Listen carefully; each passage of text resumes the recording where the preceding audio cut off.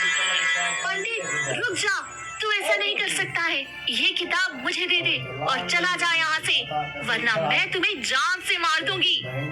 तुम दोनों तो आत्मा हो और तुमने मुझे धोखा दिया। मुझे वो तंत्र विद्या की किताब चाहिए। नहीं, मैं खुद की जान खतरे में डाल सकता हूँ, पर पूरे गांव की जान खतरे में नहीं डाल सकता हूँ। मैं तुम्हें ये तंत्र विद्या की किताब कभी नहीं दूंगा। रेखा हमला करती है। तभी पंडित एक मंत्र पढ़ने लगता है, जिससे माया और रेखा का शरीर जलने लगता है। नहीं नहीं, तुम पंडित ऐसा नहीं कर सकते हो। मैं फिर आऊंगी और ये किताब हासिल करके रहूंगी। इतना कहकर माया और रेखा वहाँ से गायब हो जाती हैं।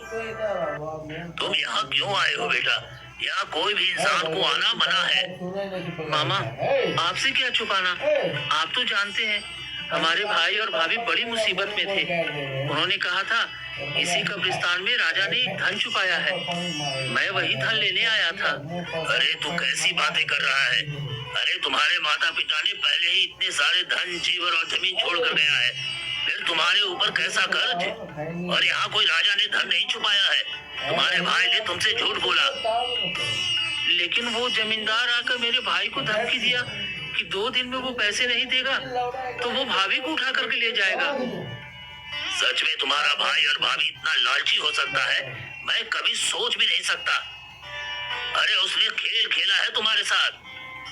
आप क्या कह रहे हैं मामा? तुम चलो मेरे साथ। तेरे माता पिता पूरे गांव के सबसे अमीर व्यक्ति थे और उन्होंने बहुत धन जोड़ा है।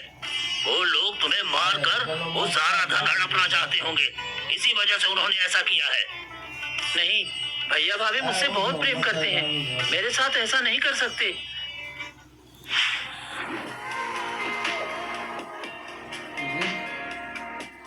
उंगलियां घिस रहे हो पर बैंक अकाउंट खाली है। स्मार्ट बनो, वही टाइम मास्टर ऐप पर लगाओ। यहाँ गेम खेलने और वीडियो देखने के भी पैसे मिलते हैं। फिर तुम चलो मेरे साथ। पंडित मोहन को लेकर विष्णु के पास जाता है। वहीं घर के अंदर विष्णु और मीना हंस हंस के बातें कर रही थी। मीना, अब तो मोहन हमेशा हमेशा के लिए मर गया होगा। हाँ जी, कितने गांव वालों की लाश होती है, अब बचने की कोई उम्मीद ही नहीं है। वह भी मर चुका होगा। अब माँ जी का जितना भी जेवर है और ये जमीन घर सब हमारा हो गया। अब हम इस गांव के सबसे धनी व्यक्ति बन गए हैं और हमारे भाई को पता भी नहीं है कि वो गया है धन लाने। अरे वहाँ कोई धन भी नहीं है और न ही हमारे पास कोई खर्चा है। अरे ये तो बस हमने ये जमीन और घर और जेवर रखने के लिए ऐसा नाटक किया था। तभी मोहन गुस्से में विष्णु के सामने जाता है। भैया भाभी, आप दोनों को बिल्कुल भी शर्म नहीं आई? आप दोनों ने हमारे साथ इतना बड़ा खेल खेला।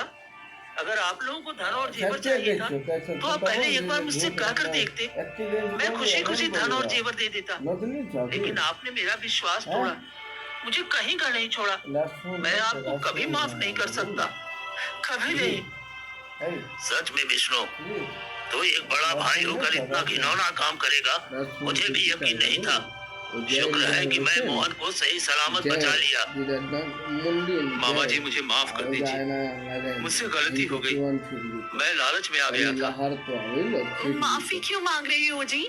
हमने मेहनत किया है और हमने ये सारा धन बचा के रखा है, तो ये हमारा ही है। हम इसे पाने के लिए जो भी किए उसमें हमें कोई अफसोस नहीं होना चाहिए। मेरी बहन ने एक वसीयत बनाकर मुझे दिया था कि अगर दोनों भाई में झगड़ा हो तो मैं वो वसीयत मोहन के नाम कर दूंगा। अब कानूनी तौर पर मोहन को वो वसीयत मिलेगी, जिससे कि जितने भी जमीन और जेवर है मेरी बहन की, सब पर मोहन का बराबरी का अधिकार होगा। मोहन चलो, अब तुम्हें इस घर में रहने की जरूरत नहीं है। तुम मेरे साथ मेरे घर में रहोगे।